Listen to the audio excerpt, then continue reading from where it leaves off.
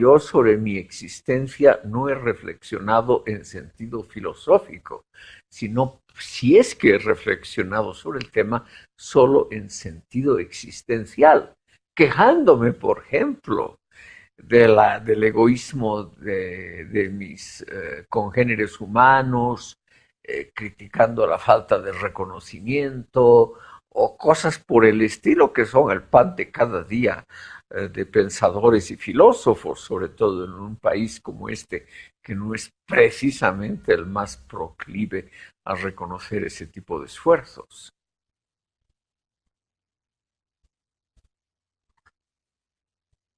Desde mi punto de vista, una de las características más importantes de la existencia es la transformación de los entes. Que esté regulado por ciertas leyes es una posibilidad, pero que tenga algo de irregularidad, de lo aleatorio, creo que también es otra posibilidad. Que esta existencia tenga una especie de dirección hacia algún lugar, creo que es una respuesta muy arriesgada a la formulación de ese problema. Yo pienso que la mejor forma de defender ciertas ideas filosóficas es vivirlas, es decir, realizarlas, es decir, encarnarlas en diferentes acciones que el filósofo está obligado a realizar. Y eso es lo que la posmodernidad no exige.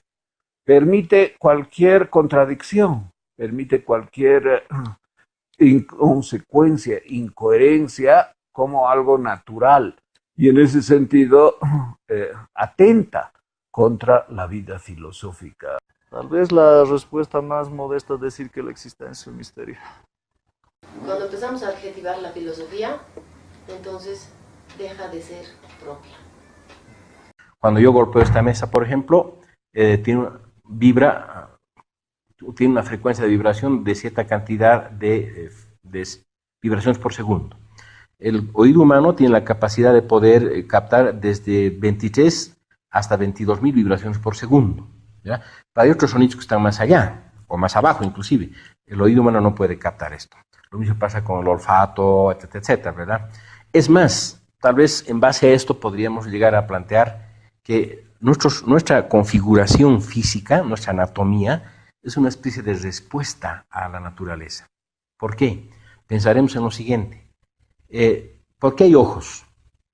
Porque hay una fuente luminosa. Si no hubiera sol o fuentes luminosas, no habría ojos. Entonces hay una especie de correspondencia entre la vista y el sol o las fuentes luminosas. Y si ampliamos esto a todo el resto de nuestra anatomía, es exactamente eso, ¿verdad? ¿Por qué nuestras orejas son de esta forma? Hay una razón para eso. ¿Por qué tenemos 5 dedos? Hay una razón que la ciencia lo ha explicado. La filosofía siempre estará con el hombre en los momentos límites, ¿no? Aquellos momentos en que siente angustia, ¿no es cierto? Y va a preguntarse sobre las causas de esa experiencia que tiene, no solo individuales, sino también sociales, políticas, etc. Y en ese sentido, la filosofía es pues crítica, ¿no? Es decir, ¿por qué es crítica? Se pregunta, cuestiona un determinado tipo de poder, un determinado tipo de sociedad, imagina mundos posibles y entonces al hacerlo la filosofía de alguna manera atenta a ciertos intereses. Por lo tanto, los filósofos serían hombres peligrosos que cuestionan un determinado estatus político de algún país, etcétera, y entonces hay que perseguir a los filósofos, hay que cerrar las carreras de filosofía o hay que reducir la carga horaria de filosofía, porque esto es inútil, ¿no? Así, ¿qué más puede pensar la filosofía si no son cosas que pudieran estar muy ligadas, digamos, a la ciencia? Es decir, algunos filósofos reducen la filosofía a un simple comentario, estudio de tipo epistemológico, nociológico de la ciencia. Entonces, considero yo que la filosofía no solo es eso, la filosofía es mucho más allá. La filosofía es patrimonio de la humanidad, ¿no? Y por tanto, la filosofía no está deparada a una élite o un grupo privilegiado, ¿no?, para hacer filosofía. Un poco más, creo que apoyo la concepción dialéctica marxista que te dicen en la naturaleza, en la realidad, se da una dialéctica de la casualidad y la necesidad. Es más, la necesidad existe objetivamente pero se manifiesta a través de la casualidad. Y creo que en realidad es así, ¿no? Es decir, lo necesario es lo que tiene causa dentro del fenómeno. En cambio, lo casual es lo que tiene su causa fuera del fenómeno.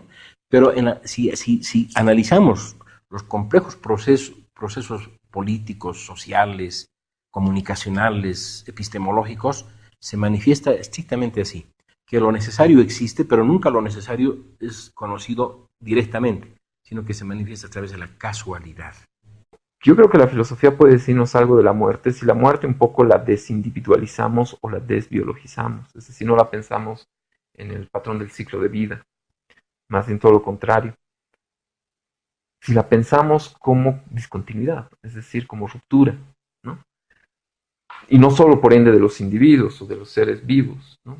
Sino de una cultura muere. Por ejemplo, ese patrón del ciclo de vida era pensado por Spengler, por Toynbee para pensar las culturas, ¿no? Incluso por Hegel, el espíritu de un pueblo y todo eso. Un filósofo irracionalista como Nietzsche, por ejemplo, bueno, llega a su irracionalismo con lógica, ¿no? Racionalmente. Y al final un autor como Jean-Paul Sartre, que dice que todo es absurdo, también llega a su proposición con alguna lógica. O sea, la lógica es más o menos transversal para muchas metafísicas que pueden tener las más de las oscuras cosas que pasan en el universo metafísico. El estudio de filosofía es un argumento para poder comprenderse a sí mismo. Y comprenderse a sí mismo es comprender al otro. Pero ese otro no es un ficcional, es el aquí y ahora. Podríamos decir que la filosofía, al pensar las condiciones de posibilidad de algo, ayuda a pensar sus condiciones de finitud. En ese sentido, sí permite evidenciar la finitud. Pero además, una cosa más fuerte. Al ir a los fundamentos y a las condiciones de posibilidad, la filosofía puede aportar a pensar que toda forma de pensamiento, toda forma de organización social, toda estructura social, tiene condiciones. Y en la medida en que tiene condiciones, no es universal ni es eterna, ¿no? Tiene un momento de constitución. Y eso revela que puede tener un momento de superación, o más que de superación, de desplazamiento, es decir, que otro orden se constituya, desplazándolo, ¿no? La constitución de algo generalmente nos hace pensar en que algo ha sido finiquitado, en que algo ha dejado de ser. Hay filósofos que constantemente están filosofando y hay ciertos hombres que filosofan alguna vez. Entonces, se ha hecho una división entre los filósofos profesionales, técnicos, especialistas, y claro, del hombre normal y corriente que alguna vez filosofa, aunque sin darse cuenta. Yo pienso que si se entiende la filosofía como vida filosófica, es decir, como práctica, es también una enseñanza, porque al ver a un filósofo vivir de alguna forma y vivir consecuentemente con sus propias ideas, ese ya es un ejemplo de vida, es decir, es una manera de realizar ciertas ideas y que eso sea público, es decir, que sea susceptible de apreciación de parte de los demás, supone ya un efecto formativo. La filosofía es el pensamiento de su época. O sea, los filósofos son filósofos de su época, es decir, los filósofos analizan y reflexionan su época. Mi trabajo de docente en la carrera de filosofía, más las lecturas, más mis propias reflexiones, evidentemente me hacen pensar quién soy, qué hago aquí, hacia dónde voy, por qué estoy aquí. La filosofía, sobre todo actual, contemporánea, llámese postmoderna, va a heredar la idea de que ya no hay una verdad única, ¿verdad?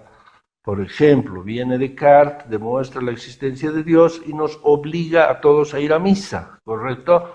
Pero eso ya no es admisible, tiene que haber una verdad plural. En esa pluralidad pues habrán diversos grados de emociones, ¿no?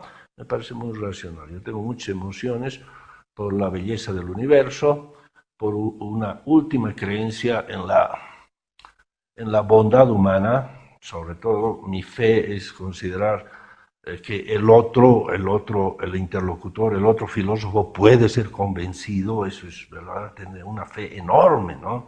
La fe más grande que Gandhi o que la fe de Jesucristo, para la fe en que pensar que el otro filósofo puede llegar a ser convencido o estar en consenso. Yo creo que los más tempranos esfuerzos por pensar eso, por ejemplo en el Génesis, ¿no? En el primer libro de la Biblia, que es claramente una tendencia evolucionista. Dios creó primero el mundo, separó las tinieblas de la luz, luego creó a los peces y así sucesivamente hasta terminar con el ser humano. Yo creo que eso muestra desde muy temprano que nosotros hemos pensado con tendencias evolucionistas. Diría desde un punto de vista tal vez muy elemental, que estoy aquí para cumplir cierta función modesta, ¿no? De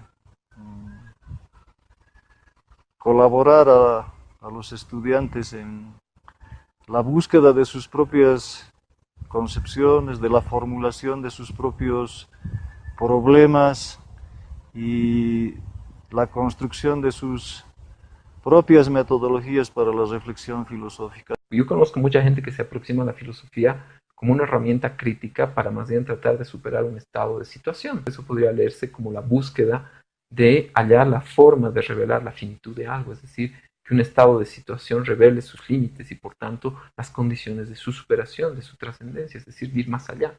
Opiniones ocasionales basados en prejuicios, que es lo usual en este país y en esta sociedad. Los griegos ya solían diferenciar entre epísteme y doxa, ¿verdad? La doxa es la opinión, el conocimiento subjetivo. Yo puedo decir, por ejemplo, esta aula es muy bonita y es maravillosa, pero es una opinión, un gusto personal. A otro le puedo decir, es una aula horrible, fea, etcétera, ¿verdad? Entonces, en las opiniones, en la doxa, no hay coincidencias, discrepamos totalmente, puede haber profundas discrepancias. Por eso es que la mayoría de los conceptos de las ciencias sociales, inclusive de las ciencias naturales, están muy plagadas también de doxa, ¿no? De opiniones, de connotaciones, etcétera, etcétera.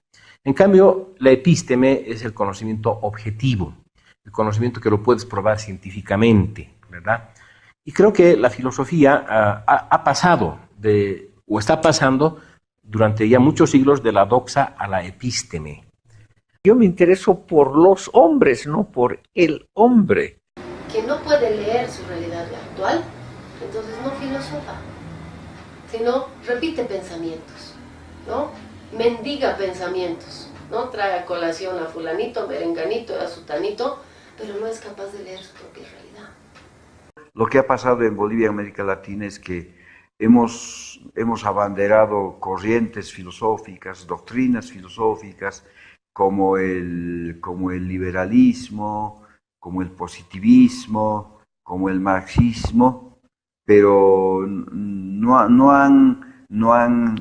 han hecho carne propia en las personas, es decir, no ha habido un cambio de mentalidad por lo que estamos como estamos. Hay una idea de la historia de la filosofía como un gran diálogo, ¿no? Que surgió efectivamente con Tales, y es un diálogo que nunca acaba porque nunca concluye con posiciones definitivas. Y los filósofos hasta el siglo XXI, desde el siglo VI en Mileto, sería esa gran discusión, esa gran conversación, esa gran deliberación, comenzando por el arjé e incluyendo todos los demás objetos de la filosofía, incluido naturalmente el yo, el alma, sobre los que aparecen, sobre esos tópicos aparecen posiciones, concepciones diferentes. Muchos, como dijimos, muchos físicos le han dado el requiem a la filosofía, sin embargo, hacen filosofía, ¿no? Porque también la física o la ciencia tiene muchas limitaciones. Cualquiera que se ponga a indagar con cierta sistematicidad de las condiciones de posibilidad del conocimiento, de la organización social, etcétera, de algún problema, de alguna situación de la realidad social, podría considerarse que está iniciando una especie de labor filosófica. Desde mi punto de vista, La filosofía en el campo académico debería ser la construcción propia de cada estudiante de lo que acabo de señalar, de sus propias problemáticas, sus metodologías, sus concepciones y así sucesivamente. Creo que ese es el sentido de mi existencia. Si cuando se plantea la cuestión del ser, llegan a haber una serie de identidades que se demuestran por criterio lógico, ¿no? El ser, por ejemplo, es el no ser del no ser, es el no no ser, es la diferencia del no ser, la diferencia de la diferencia, y por lo tanto es la identidad. Así demostramos, por ejemplo, que filósofos que al parecer han hecho el gran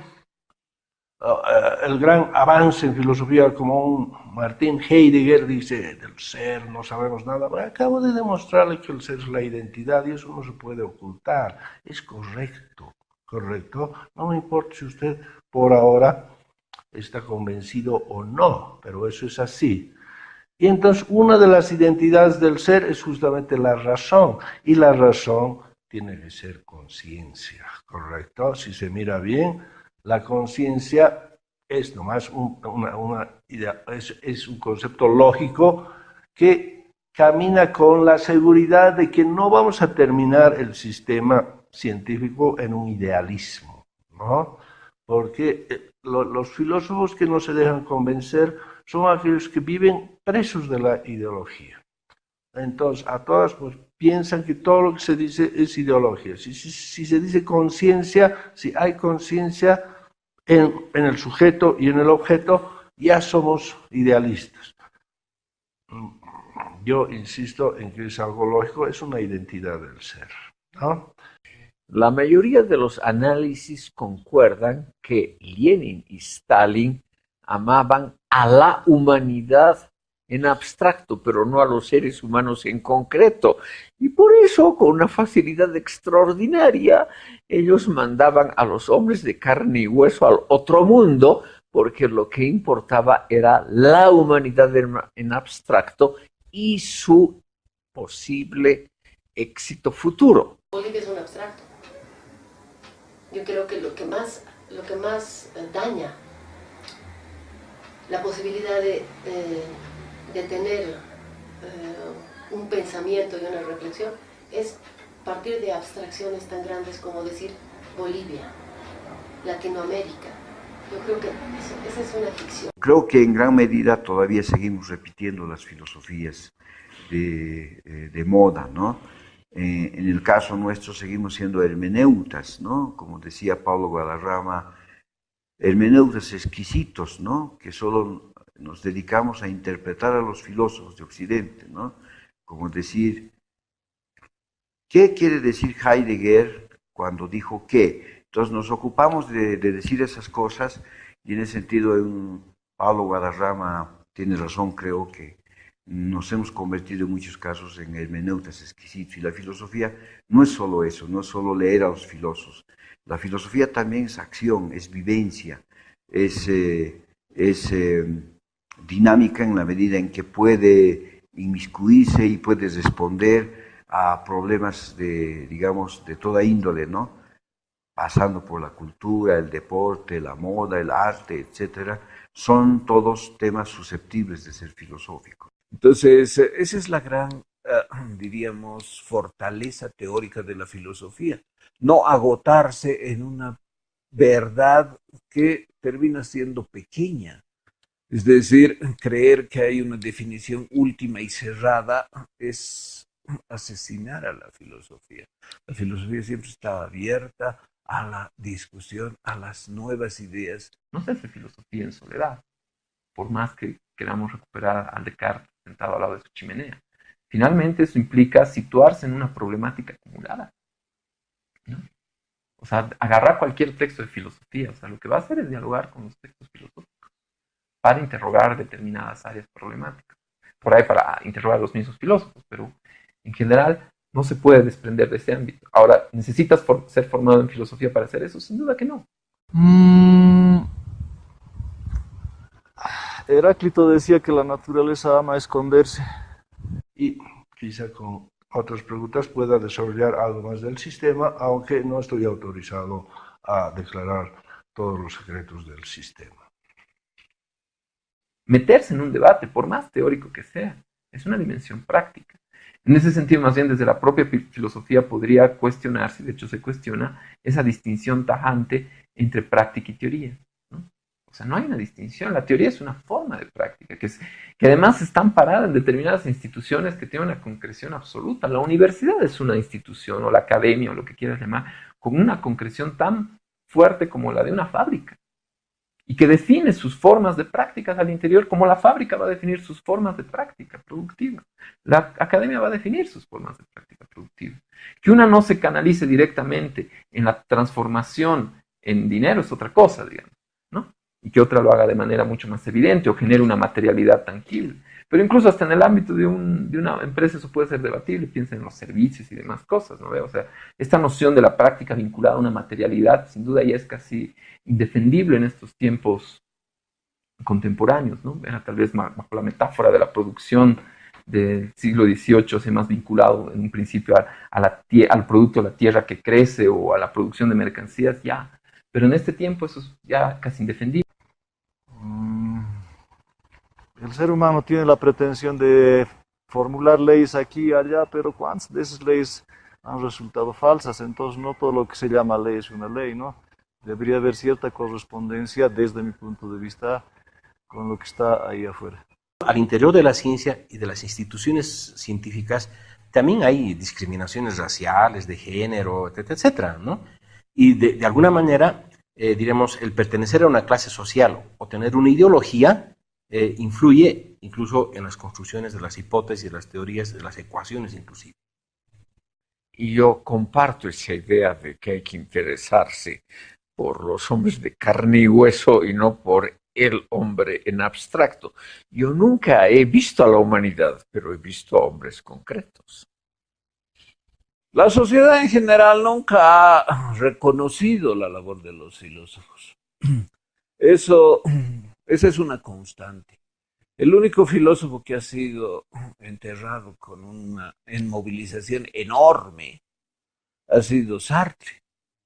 Yo creo que no hay ninguna finalidad. La concepción teleológica del hombre o de cualquier especie es una concepción metafísica, ¿no?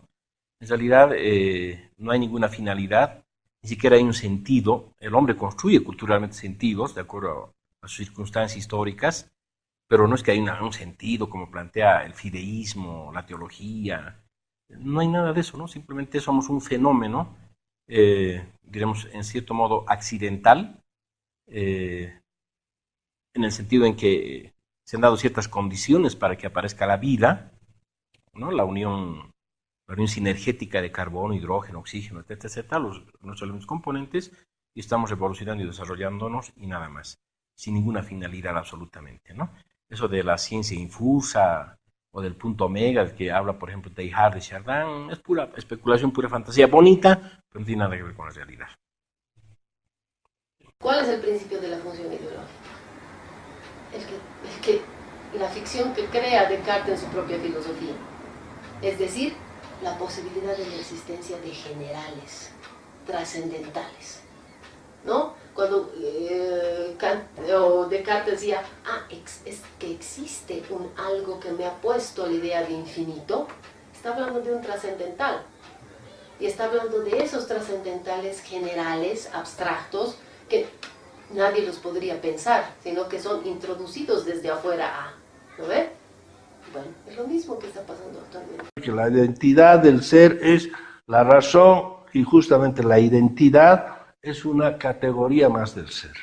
O sea, el ser es por un lado la identidad, el ser es el infinito, el ser es la identidad. Y entonces el principio de identidad es la identidad y no, claro, otras cosillas como que Aristóteles trabajó mucho sobre ello y dijo, lo que hace la individualidad es la materia. No es un buen análisis, con todo respeto para el maestro, ¿no? No en el sentido, mi crítica no va en el sentido de que sería una posición, otra vez lo digo, sino que es elemental, ¿no? Lo que hace que yo sea yo es el principio de identidad y no ninguna materia, ¿correcto? Cuando uno es joven, sale del colegio, por ejemplo, es bastante dogmático, ¿no? En cualquiera de las concepciones dogmático, entra a la universidad, dogmático, él sabe todo y listo, ¿verdad? Pero a medida que uno va estudiando y creciendo y envejeciendo y estudiando más y pensando más, en fin, se hace, digamos, crítico, ¿no? Algunos se hacen escépticos, pero creo que al final, creo que la tríada es dogmatismo, crítico y escepticismo. Creemos, por ejemplo, aquí en Bolivia, automáticamente que una buena teoría tiene que ser revolucionaria, marxista, nacionalista o por lo menos indianista.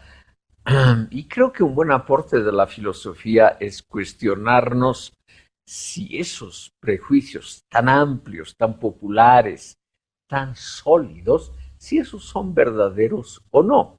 Ya es un hecho, ya lo sabemos, por inferencia lógica, que el mundo que percibimos, en el que vivimos, es solamente un 5%. Está formado por partículas elementales, átomos.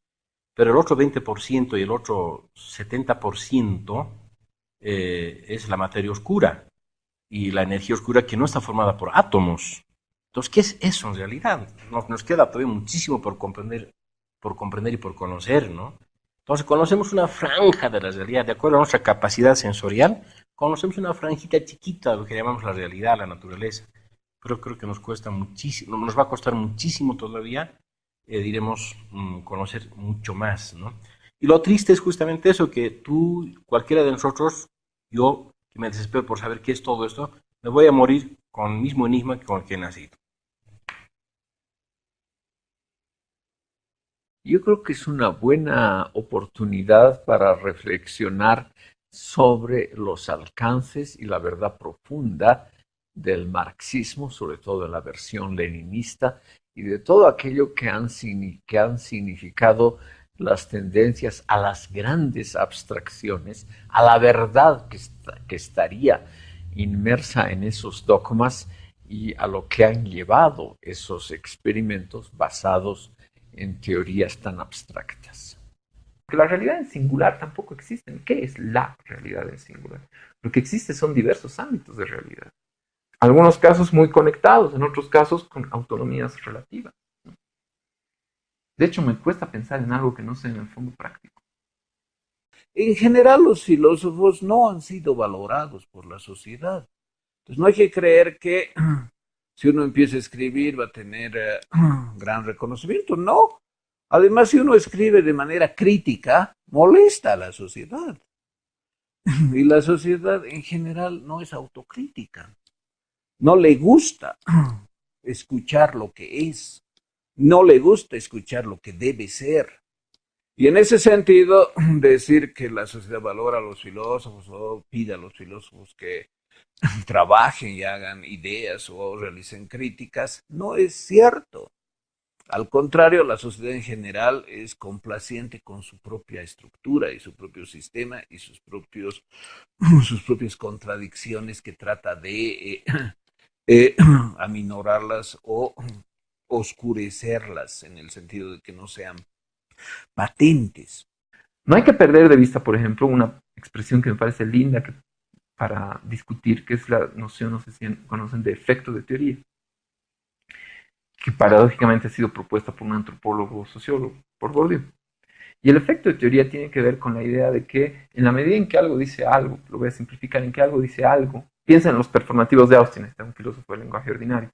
¿Qué son los performativos? Hacer cosas con palabras. Los declaro marido y mujer y por tanto desde el momento del enunciado he generado la realidad de que esos dos sujetos se van a relacionar con marido y mujer, ¿no ves? El efecto teoría es una especie de performativo, pero de la teoría, que obviamente tiene efectos en la medida en que quien lo profiere tenga reconocimiento social, es decir, capital simbólico, ¿no? Entonces, cuando se genera el efecto teoría, una forma de entender, de dividir la sociedad teóricamente, en la medida en que es reconocida y asumida por los sujetos, adquiere realidad. Es decir, por ejemplo, si hay una teoría ahí que dice que la clase y el partido, la clase social es tal cosa y tienen que organizarse en partido, y yo creo que eso es verdad, reconozco, les doy ese reconocimiento a los que dicen eso. Luego me pienso como parte de una clase, me organizo como clase y actúo como clase. ¿Qué está emergiendo? La clase, materialmente hablando. Lo que tenemos sobre Iván Orosa es que es un individuo que pertenece al género humano y todo eso está trabajado con una lógica del problema o problematología, planteando todos sus problemas, ¿no? Pero, anticipándonos a la solución, su identidad viene dada justamente por el principio de la identidad, que al final es una de las caras del ser, ¿no? El ser quiere decir diferencia del no ser, diferencia de la diferencia. ¿Qué es la diferencia de la diferencia? La identidad. El ser es la identidad y eso es lo que hace que yo sea yo. Ahora, ¿qué soy yo? Esa es otra cuestión, ¿no? Deducir o explicar todo lo que soy yo, bueno, hay que recorrer todo el negocio a priori. El ser tiene muchas manifestaciones, el ser es la diferencia del no ser, la diferencia de la diferencia. El ser es la identidad. Pero luego, justamente, el ser, si es identidad, bueno, es la negación de la negación, y es por lo tanto el infinito. Y la negación de la negación también es el uno, ¿no? El famoso uno de la filosofía griega, etc. Y bueno, explico también filosofía oriental, el famoso uno de la filosofía oriental. Si es uno, entonces tendrá que ser pues la razón suficiente del principio de razón suficiente, ¿correcto?